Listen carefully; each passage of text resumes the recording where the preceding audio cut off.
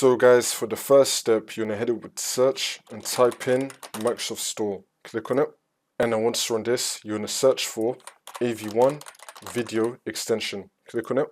And then click on it again, AV1 video extension.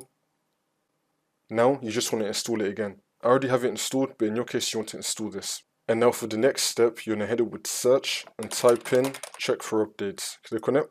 And then once you're on this, you're going to click on check for updates. Make sure that your computer is fully up to date. And now for the next step, you're going to head it with search and type in CMD. Now you're going to run it as administrator. And then click on yes.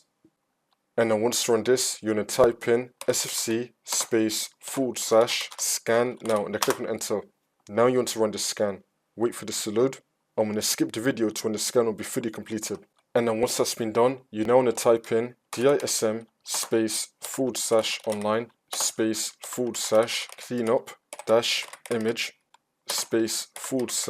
/restore health. Click on enter again. You now want to run this scan as well. Wait for this to load. And then once you complete both those scans, for the last step, you just want to restart your computer, and then the problem should be fixed.